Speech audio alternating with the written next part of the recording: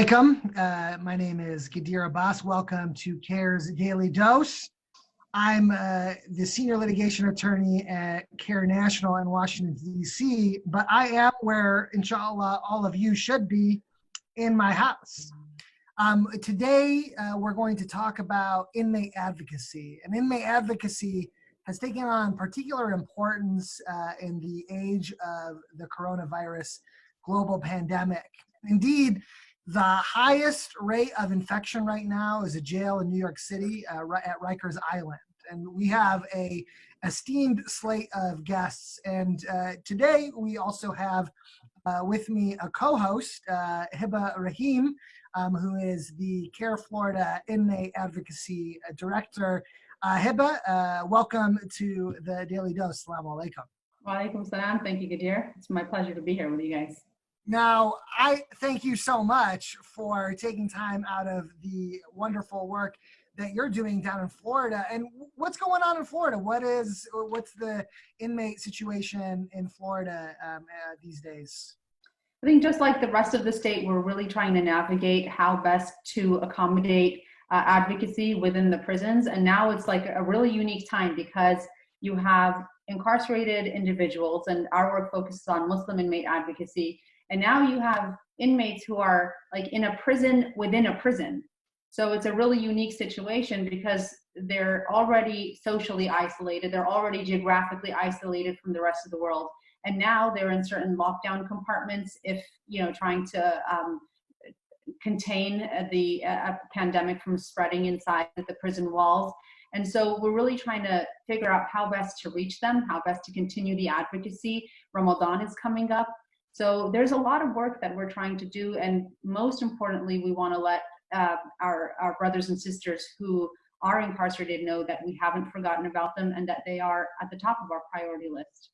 Yeah, and we've seen throughout the country, prisons and jails take different approaches in response to the pandemic. In San Francisco, where there's a really progressive prosecutor, DA that was just elected, he's almost halved the prison population there. Whereas in other places, and we have represent clients in Arkansas and in some southern states where essentially we're seeing the prisons and jails do next to nothing in response to the pandemic. And some of the things that are really upsetting is the isolation that you're talking about. Now, but there have been some prisons and jails that have taken steps. What have you seen prisons and jails do in response to the pandemic besides isolate inmates? Right. So, I get a lot of different responses. And as we know, anybody who does inmate advocacy knows that from institution to institution, you may get a completely different picture, right? So we are in touch with family members who tell us, some of whom tell us that they are really keeping people separately. They're feeding when it's dinner time. They're trying to put people in the chow hall in very small numbers at a time so as to limit exposure. And you have other institutions where family members or the inmates themselves are writing and saying they're absolutely not doing anything at all. We're kind of same old type of situation. And so, then the onus is on us to reach out and give advice and share information. And again, let them know that even though these are difficult times and trying times, we're still here. Like I said, Ramadan is coming up. We're still here to advocate for them. One of the biggest issues that I'm getting right now is some sort of big confusion about Ramadan. Like chapel services have been canceled. So does that mean that they're going to be allowed to fast? Some inmates are under the impression that the whole fasting is going to be canceled because of terms like Ramadan has been canceled. So what does that exactly mean? How do you navigate that with the prison administration? How do you navigate that with the inmates? And just letting them know that absolutely your right to worship, your right to fast is not going to be canceled. Perhaps congregating like we normally do will take a different approach. And we, just giving them suggestions like, hey, if you're not going to allow incarcerated individuals to meet for Taraweeh or Isha or daily prayers, maybe in their dorms they can meet, and giving them advice. Remember, people who are locked up don't see the images we see of people who previously prayed in masajid 6 feet apart. So just giving them that recommendation. In your dorm, you have 4 or 5 Muslim bunkies. pray 6 feet apart, keep your distance, and just sharing those recommendations that we're seeing in images that they may not be privy to. Yeah, and a lot of the difficulties comes with the isolation of the brothers and sisters that are incarcerated. Just as we look to our ulama and imams and masajid to give us guidance about, attending Jummah, what congregating means in these particular times, what our faith requires. These folks are dealing with a really difficult situation where a lot of places have suspended visitation. A lot of brothers and sisters who are behind bars now don't have the same connections or the same access to the outside world that they would in a normal time. And given those difficulties, I can't agree with what you said anymore, that it's, up to us to double down to make sure that they're not forgotten, that they are not left behind, and that their institutions benefit from our engagement. And good things can happen. I think, can you tell me one good thing I know you have many good things, but tell me one good thing that you've seen result from the advocacy and engagement that CAIR-Florida and that you yourself lead? Well, one of the more recent victories or successes that we've had is every Ramadan, as you know, Gadir, litigating on a national level, every Ramadan we receive an influx of grievances from inmates who are not allowed to fast in the proper way. Part of it is just like a lack of information. So within the Muslim community, we sometimes don't understand or confuse certain elements of the fast, and we have our sheikh, right, to explain it. So it's hard for us or unreasonable for us to expect that people who are trying to be accommodating, like the head levels of departments of corrections, who really do a great job at outlining the Ramadan rules and regulations and policies and procedures, but there are some nuances that they may miss. And as a result, inmates may get their suhoor too late, or their iftar too late or too early, or prayer times are off. And so one of the things that we did, CAIR-Florida did, and I know CAIR National did a great job of this as well, was to send a Ramadan memorandum to Department of Corrections, Florida Department of Corrections, that complemented the state level Ramadan memo that they send. So you have the state level memo saying these are the things that we need to do, and then you have CAIR-Florida saying, and don't forget to pay attention to these key elements that are often missed every year, and we get these grievances. So let's be proactive about it. Let's try to avoid these problems, and here's what we need to do. And offering ourselves as a resource has been really great. And the response has been generally very positive from chaplains, thanking us for that opportunity. So, alhamdulillah. Alhamdulillah. And I think that underscores one of the most promising things about advocating for brothers and sisters that are incarcerated is the fact that this is a really resolvable issue, that true engagement, sustained engagement, strategic activism towards these prisons and jails is going to have a significant impact on the folks that are trying to adhere to Islam while they're incarcerated. And what place is Islam more important than when you have your freedom deprived? I'll never forget, we did a case out in Alaska over the last couple of years, and it was two brothers who were cellmates. One was Muslim since childhood. The other was going and experiencing his first Ramadan and was using his cellmate as his guide for that Ramadan. And during a deposition, the state of Alaska asked him about his religious beliefs and about, eating during Ramadan. And he said, for iftar, it's the tradition of Muslims to offer for breaking their fast the best in the kitchen. And this is a brother that was incarcerated, so the best in the kitchen means something different there. And I think, as much as I think a lot of times folks that are incarcerated look to Muslims in the free world for guidance, I always am touched by the sincerity and the devotion that it takes to adhere to Islam behind bars, and that always serves as an inspiration for me.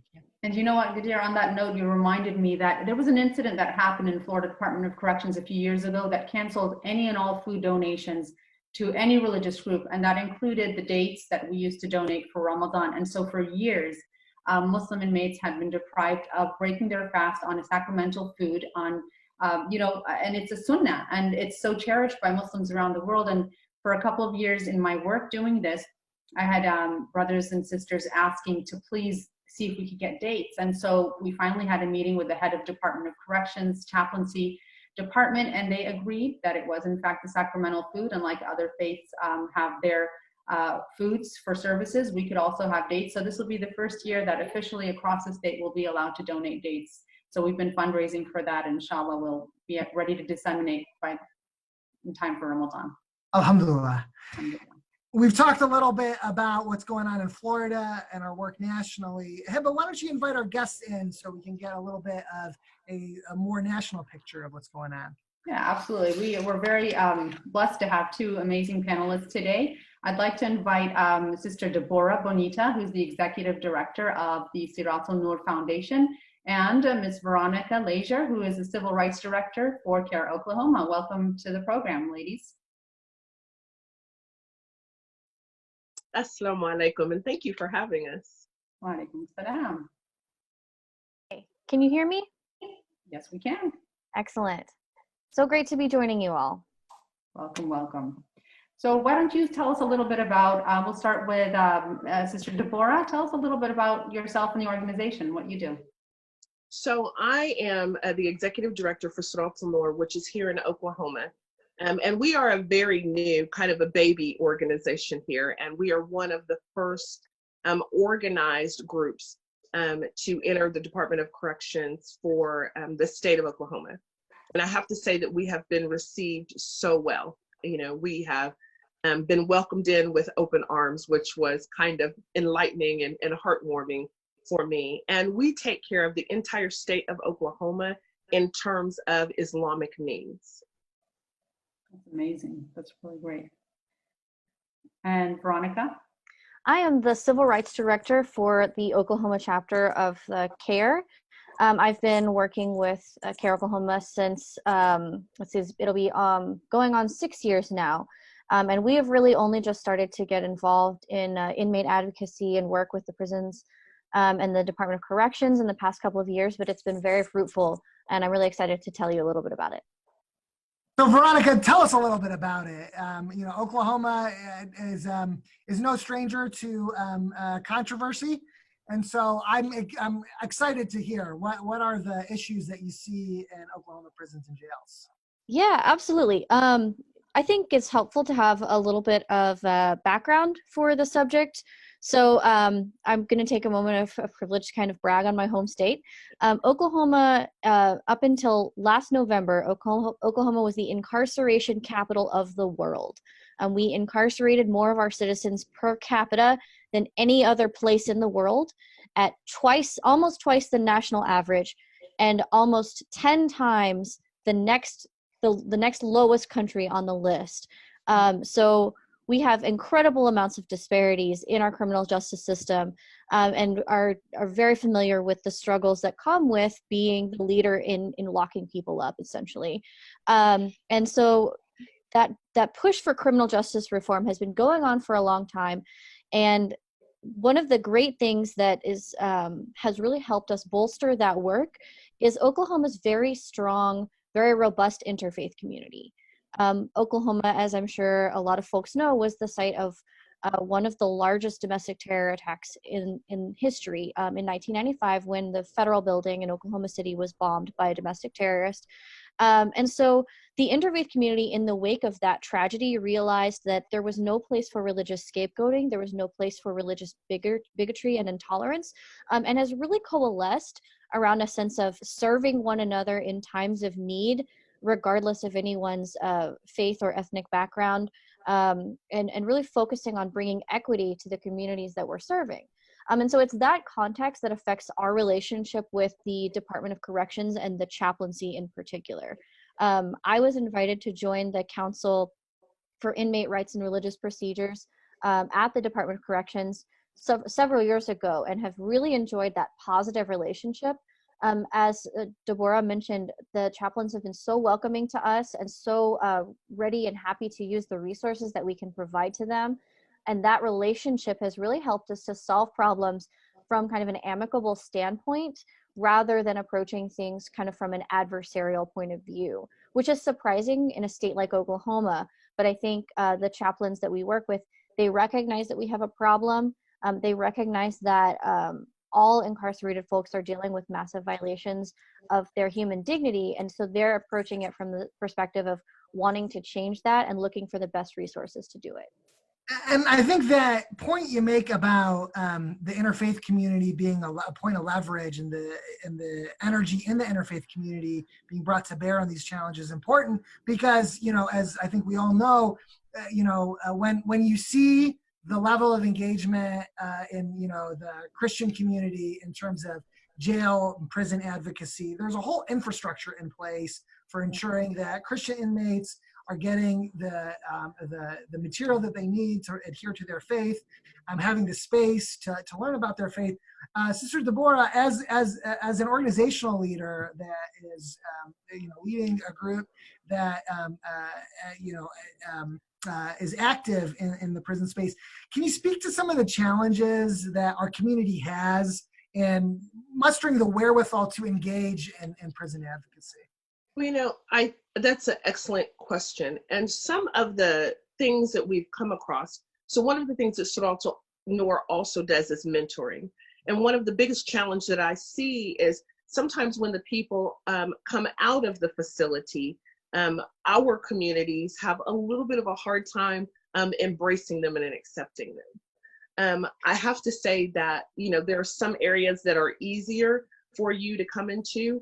But we've noticed that with our community, one-on-one kind of activities do really great. So one of the challenges, or one of the advantages of Suraltul is we're able to do the mentoring program or process before they're released.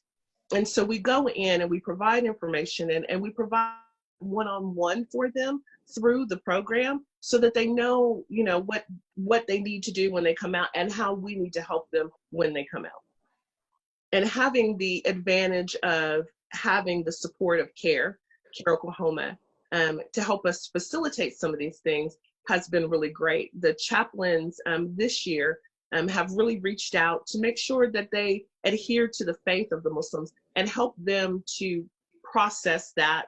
Even for the brand new Muslims that don't even know how to practice Ramadan this year or how they're going to enter into that, the chaplains have reached out and been so grateful for us to send information to assist with that.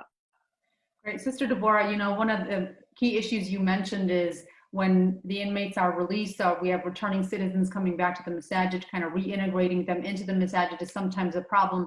But one of the things that I faced is it is also sometimes difficult to find volunteers who understand the importance of this type of work to go out into the institutions and the facilities at the beginning, at the very preliminary level. So I wonder, doing this at a statewide level, how you're approaching this issue.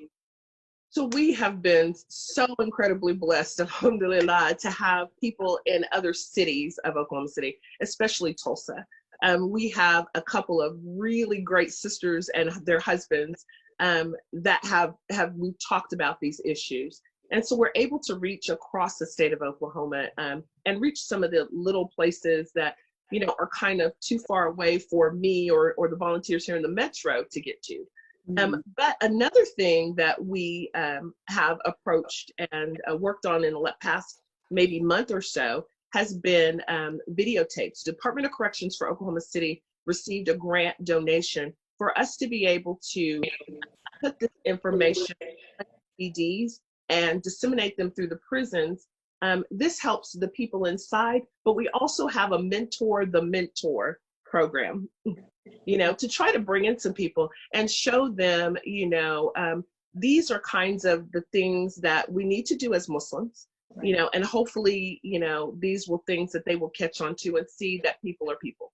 My grandmother used to have a phrase, and she used to tell us not to be judgmental because some things will get you sent to jail and some things will get you sent to hell.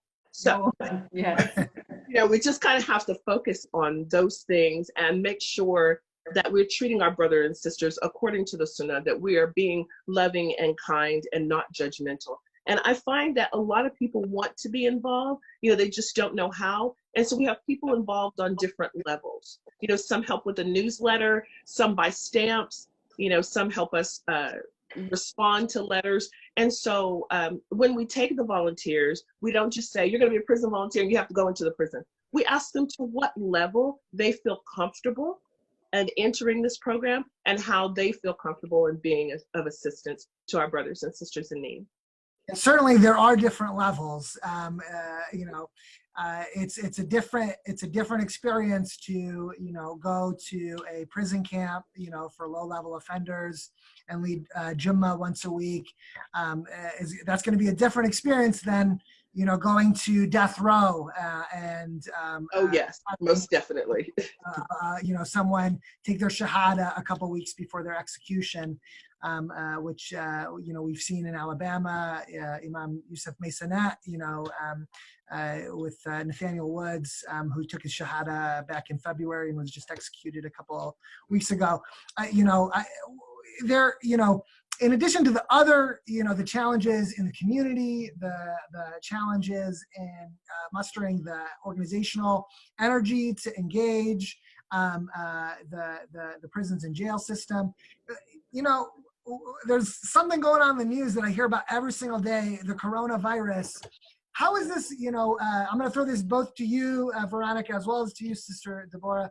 How is this, a pandemic impacting your work, impacting your ability to access and provide to the needs of our Muslim brothers and sisters who are behind bars?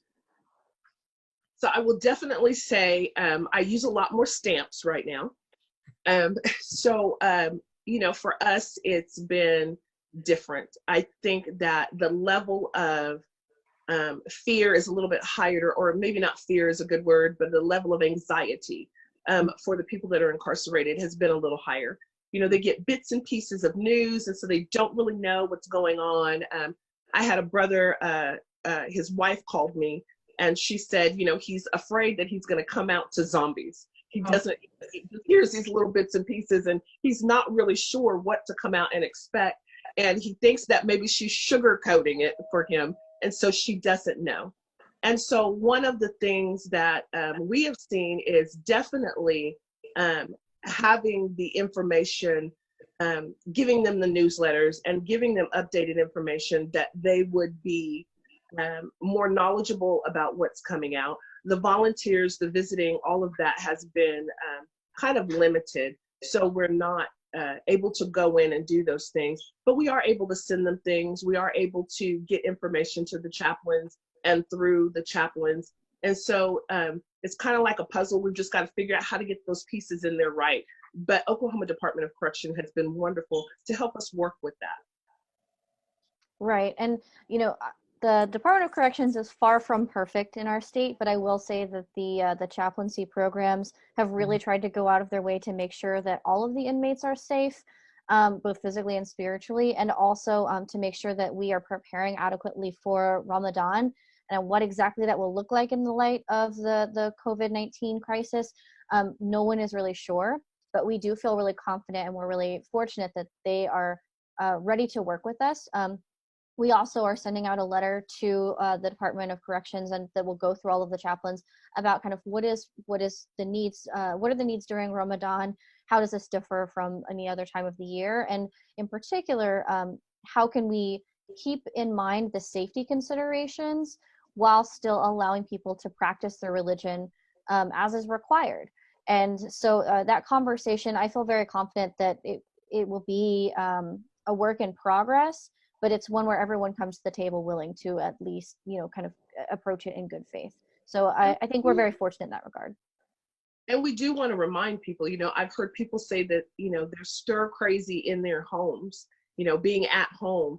Can you imagine being stir crazy in that little isolated cell? Right. And so, we have had conversations with people of other faiths where they have sent in big packets of cards, from the community saying that, we are thinking about you. We are praying for you.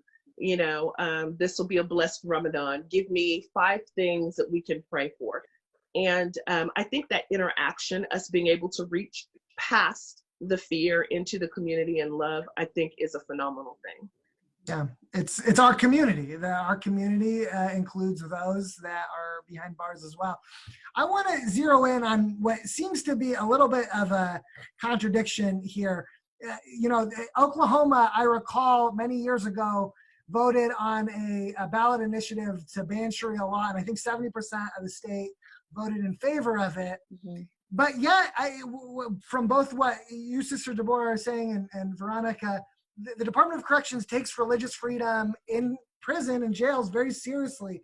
How do you reconcile those two things? On one hand, bigotry on the outside, but on the other hand, this embrace of religious practice on the inside. So I can answer that in one question from me, and then I'll let Veronica have it. But I believe probably the number one reason is lawyer. What do you mean by that? So, your religious freedoms are not something to be taken lightly, regardless of your religion. And so there is still that due process and the ability. So when people call me, it's a very friendly phone call, but I'm sure when they call Veronica as an attorney, it's a different conversation. So we do our very best in Oklahoma that they don't have to call Veronica. Yes, and that has been really helpful too in approaching conversations with the chaplains. I'll get a complaint from an inmate, and my first step can be to approach the chaplain at that facility and say, hey, I'm sure this is just a misunderstanding. Maybe you're lacking in information or resources. I don't want to sue you. Here are the things that we can do so that I don't have to sue you. And that framework for the conversation, I found, has gotten us a lot of resolutions.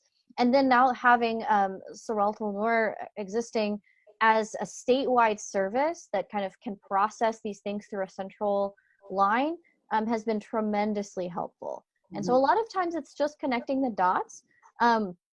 And Oklahoma is an interesting place. It's a place full of contradictions. Everything from the fact that it was 90 degrees this week and we're expecting, we have a chance of getting snow this weekend. And yes, there are lots of people with a lot of deep misunderstandings, particularly in the realm of how that Sharia law amendment was passed and then challenged. But the standing of CAIR as the legal challenger to an unconstitutional law and our continued presence at the Capitol and in the courtrooms to show that we don't take these things lightly. We are always stand ready to challenge the unconstitutional religious intolerance that comes out of our state. That has been a very powerful movement that helps galvanize the interfaith community. Having them there, we help them and they help us. Great. Well, thank you guys very much. And as we wrap up, there are community members who are watching, and there are family members of inmates who are watching. And so I wonder what advice you have to community members in terms of how they can support our incarcerated brothers and sisters, especially during this COVID pandemic, and also to family members. What message would you like for them to relay to their incarcerated loved ones across the states? So for me, I would say most definitely, additional money for them. And that's in kind of our wish list for our families that are incarcerated.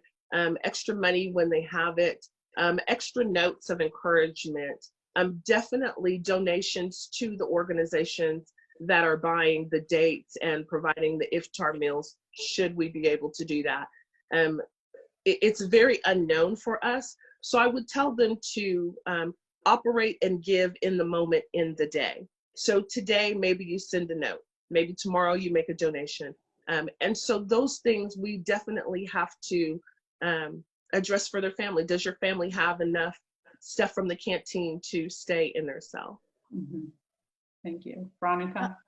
I would also encourage, in addition to kind of the responding to existing immediate needs, I also encourage people to look at how we got here and to look at the structural issues behind why their loved one or why their community member is behind bars.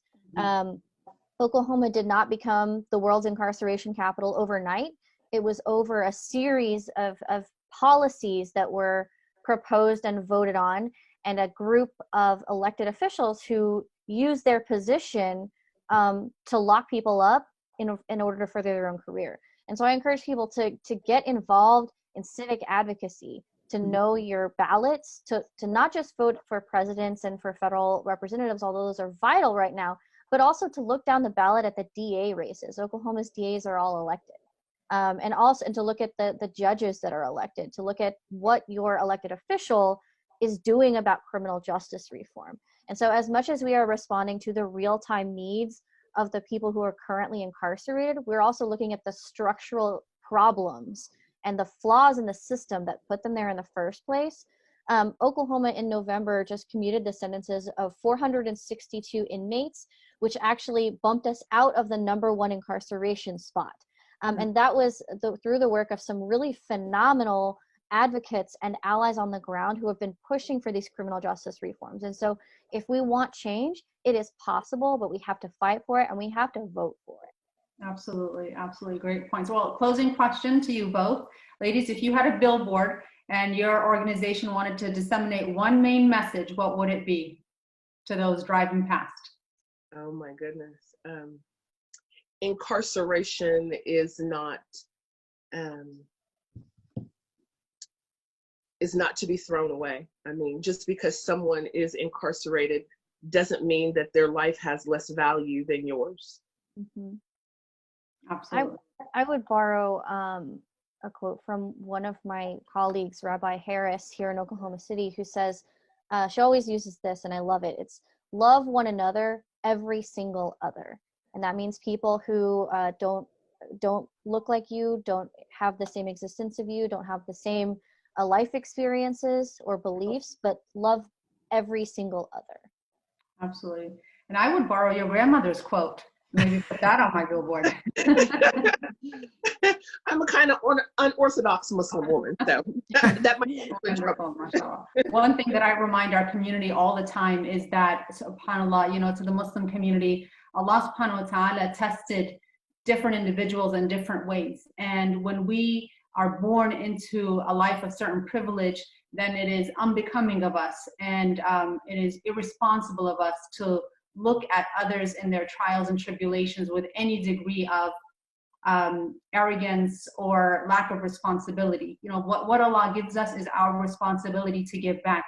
And I also remind our Muslim brothers and sisters that this work is fard kifaya. It is an obligation on our community in its entirety. And unless there's a strong group of individuals that are doing it, it is the onus on each and every one of us to step up and act forward. And I'll tell you one thing, and I'll end with this for me. When the Muslim brothers in the communities I have visited say, Sister Hiba, is it appropriate for you to visit prisons? I say, brother, step up and I'll step back. Alhamdulillah, alhamdulillah. So alhamdulillah, this work, there is a plethora of work to do, and it is such an honor to be on a panel with individuals, to have you as guests on the show, and really to see what work other people are doing. And inshallah, we'll just connect those resources. The more and more we meet and know each other, the more resources we can connect and support we can give each other. And in giving each other that support, we're also giving it to our incarcerated brothers and sisters, and then working on phase 2, which is how to receive them with love and respect and compassion when they re-enter the communities, inshallah. Inshallah. Thank you so very much. All right. Assalamu alaikum. Thank you for joining the Daily Dose. We'll see you tomorrow.